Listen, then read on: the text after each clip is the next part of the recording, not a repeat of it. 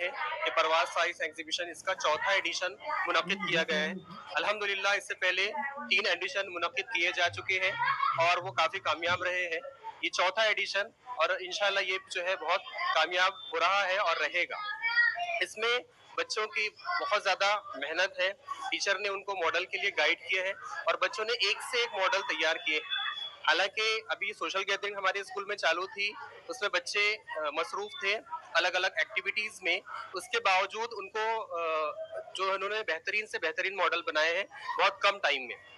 कहने का मतलब ये है कि उनको बहुत कम टाइम मिला है, बहुत कम टाइम में 2 से 3 दिन में ही इन्होंने अच्छे से अच्छे मॉडल तैयार किए। आप देख पा रहे हो यहाँ पर डीएनए मॉडल है, न्यूरॉन मॉडल रखा हुआ है और इसको जो है 3 कैटेगरी में डिवाइड किया गया है ये एग्जीबिशन को। पहला पहला है हमारा 5 to 7 ग्रुप, सेकंड है हमारा 5 to 8 ग्रुप, सेकंड है हमारा 9-10 ग्रुप और तीसरा है अरबाज सर ने हमको गाइड किए थे, वो हमारे क्लास टीचर है।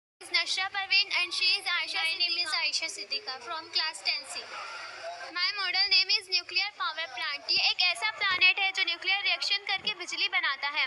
इसका वर्किंग ये है कि इसमें ये कंटेनमेंट बिल्डिंग ये मेन प्रोसेस होता है। यहाँ पर रिएक्टर है जो यूरेनियम्स को तोड़ता है, जिसकी वजह से हीट जनरेट होती है और हीट इसके अराउंडिंग वाटर ट्यूब होता है। हीट की वजह से वाटर स्टीम में कन्वर्ट हो जाता है और फिर स्टीम पाइप के जरिए टरबाइन बिल्डिंग में जाता है और फिर स्टीम टरबाइन को और जनरेटर को घुमाता है, जिसकी वजह से जनरेटर के जरिए इलेक्ट्रिसिटी बनती है और फिर वायरिंग के जरिए ट्रांसमिशन में ट्रांसफर होती है इलेक्ट्रिसिटी। फिर ट्रांसमिशन के जरिए इलेक्ट्रिसिटी हमें ट्रांसफर होती है और ये है कूलिंग टावर। स्टीम इसमें जाती है, फिर स्टीम ठंडा होकर वापस वाटर में तब्दील हो जाती है और वाटर वापस रिसाइकल में रिपीट होती है।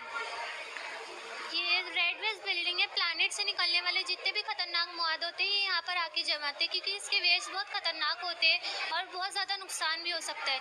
ये एक्सिलरी बिल्डिंग है, ये टरबाइन बिल्डिंग और स्विच बार बिल्डिंग को कंट्रोल भी करता है। ये डीजल जनरेटर बिल्डिंग है, किसी कारण अगर बिजली फ्यूज़ हो गई या काम नहीं कर पाई तो ये पूरे सिस्टम को कंट्रोल कर लेता है। न्यूक्लियर पावर प्लांट के बहुत सारे फ़ायदे भी और नुकसान भी है।